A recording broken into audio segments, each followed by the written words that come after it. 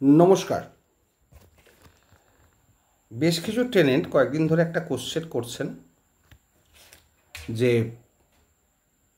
Eviction notice পাওয়ার পর landlord naturally ভাড়া নেবে না, সেক্ষেত্রে রেন্ট কন্ট্রোলে দেওয়া যায় কি না। খুব ভালো কোশ্চেন, যথার্থ কোশ্চেন এবং অ্যান্সার দেওয়ার মতো কোশ্চেন। আপনার কাছে যদি এভিকশন নোটিশ আসে, ন্যাচারালি ল্যান্ডলর্ড ভাড়া নেয় না, খুব স্বাভাবিক ব্যাপার, কারণ আপনার টেনেন্সিটাই ডিটারমাইন করে দিয়েছে, স্টপ করে দিয়েছে। এবং নোটিশ পাওয়ার পরে যখন মামলা ফাইল হয় তখন আর আপনি বোনাফাইড টেনেন্ট থাকছেন না, সেটা হয় স্ট্যাটুটারি টেনেন্ট। আপনার ভাড়া ল্যান্ডলর্ড কখনোই নেবেন না, যেহেতু নোটিশ পাঠিয়ে দিয়েছে। আপনি তখন রেন্ট কন্ট্রোলে অবশ্যই ভাড়া জমা দিতে পারেন। রেন্ট কন্ট্রোলে ভাড়া জমা দেওয়ার আগে আপনাকে যেটা করতে হবে সেটা হচ্ছে ওখানে আপনাকে মানি অর্ডার করতে হবে ল্যান্ডলর্ডকে।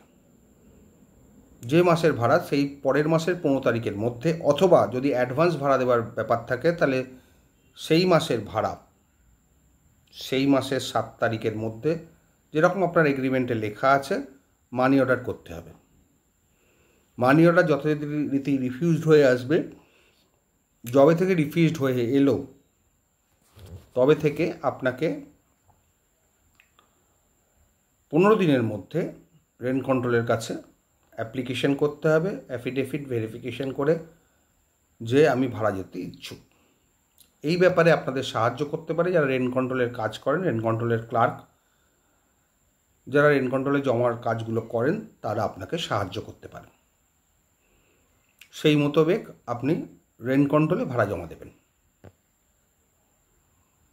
রেন্ট কন্ট্রোল যে দেখতে চাইবে, আপনার লাস্ট রিসিপ্টটা দেখতে চাইবে, এগ্রিমেন্ট কোনো কিছু থাকলে সেটা দেখতে চাইবে।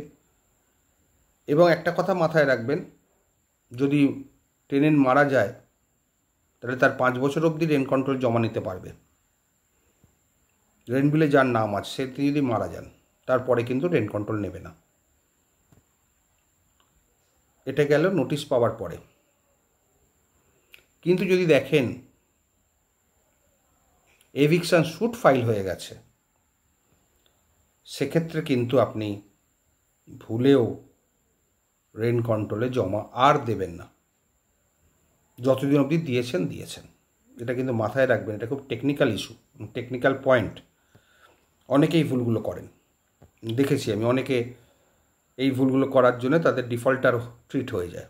তারা ভাবছেন তারা টাকা দিচ্ছেন, কিন্তু মামলা একবার হয়ে গেলে টাকাটা আপনি যবে থেকে সমন পেলেন বা যবে থেকে জানলেন, সঙ্গে সঙ্গে 7172 অ্যাপ্লিকেশান ফাইল করতে হবে within a month, within 30 days from the date of service of summons অথবা from the date of knowledge. এটা যদি করেন তাহলে আপনাকে কোর্টে ভাড়াটা জমা দিতে হবে, এবং যতদিন রেন্ট কন্ট্রোল দিয়েছেন তারপর থেকে। না হলে কিন্তু ভাড়া জমা কোর্টে মামলা সমন পাওয়ার পরেও যদি আপনি রেন্ট কন্ট্রোলে জমা দেন, এন্টায়ার ডিপোজিটটা কিন্তু ব্যাড ডিপোজিট হবে সমন পাওয়ার পর থেকে। সুতরাং সমন যেই পেয়ে গেলেন সঙ্গে সঙ্গে 7172 করে কোর্টে জমা দেবেন, ভুলেও কিন্তু রেন্ট কন্ট্রোলে দেবেন না, সেটা আপনার ক্ষতি হয়ে যাবে। কারণ এরকম অনেক হয়েছে। ভালো থাকবেন।